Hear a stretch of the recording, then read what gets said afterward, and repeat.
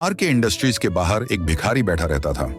उसका नाम कबीर मल्होत्रा था, जो फटे कपड़े में और आंखों में एक उम्मीद लगाए रोजाना बैठा रहता था। वह गेट के बाहर हर गाड़ी को देखता रहता था। कभी किसी ड्राइवर से कहता है, भाई एक रोटी दे दो, 2 दिन से कुछ नहीं खाया हूं। लोग मुंह फेर लेते थे। कुछ लोग हंसते थे और कुछ गाली देते थे।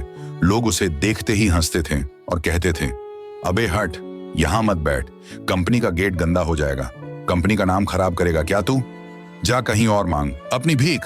अबे हट नालायक, काम नहीं करता, भीख मांगता है।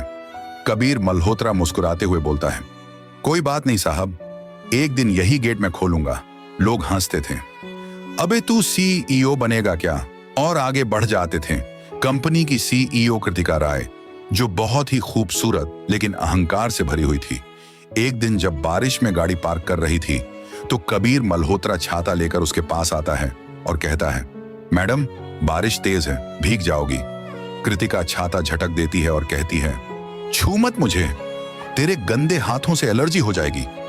कबीर मल्होत्रा कहता है, गंदे तो हालात होते हैं मैडम, इंसान नहीं। वह हंसते हुए अंदर चली जाती है। कुछ दिनों बाद खबर आई कि कंपनी के असली मालिक कैलाश राय यानी कृतिका के पिता गंभीर रूप से बीमार पड़ गए।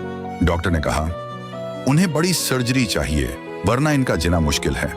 तभी कृतिका रोने लगी और आगे डॉक्टर ने जो कहा वो सब कुछ बदल देने वाला था।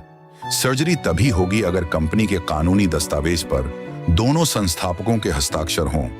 कृतिका हैरान हो गई। दोनों मतलब?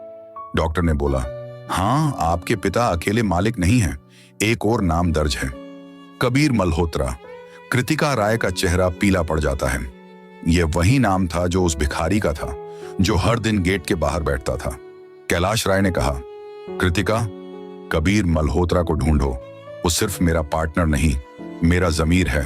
अगर वो साइन नहीं करेगा तो कंपनी भी खत्म हो जाएगी। और मैं भी। कृतिका मजबूरी में गाड़ी लेकर उस भिखारी के पास पहुंची और कहने लगी, चलो मेरे साथ, पापा की जान खतरे में है। कबीर मल्होत्रा कृतिका के साथ चला जाता है। अगले दिन पूरे ऑफिस में हड़कंप मच गया।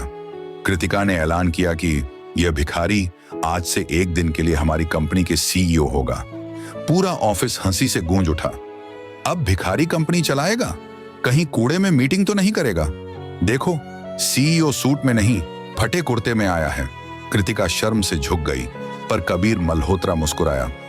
तुम हंसो, यही तो दुनिया का असली चेहरा है कबीर। मल्होत्रा ने ऑफिस में घुसते ही कहा, पहले सब कर्मचारियों की डेस्क पर साफ पानी रखो। डिपार्टमेंट में गर्मी में लोग प्यासे बैठे हैं। फिर बोला, नीचे गेट पर जो बुजुर्ग सिक्योरिटी गार्ड है उसे एक कुर्सी दो, वो 12 घंटे खड़ा रहता है। सबको लगा ये लड़का पागल है।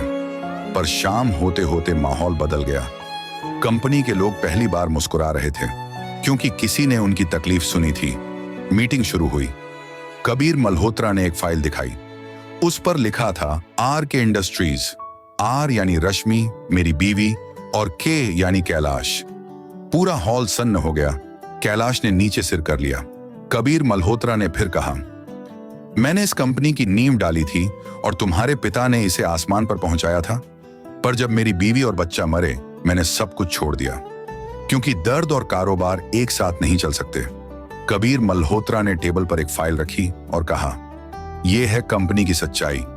40% शेयर अब भी मेरे नाम पर हैं, लेकिन आज मैं ये सब तुम्हारे नाम करता हूं ताकि तुम्हारे पिता चैन से सांस ले सकें। कृतिका की आंखों से आंसू बहने लगे। आप माफ कैसे कर सकते हैं हमें? मैंने आपके साथ बहुत बुरा सुलूक किया है। कबीर मल्होत्रा ने कहा, माफ नहीं किया मैंने, बस समझ गया कि कोई इंसान तब तक अमीर नहीं बनता जब तक वो किसी गरीब की इज्जत वापस न लौटा दे। इतना कहकर वो कुर्सी से उठा। कृतिका ने उसका हाथ पकड़ा। रुको, मैं चाहती हूं आप हमेशा सीईओ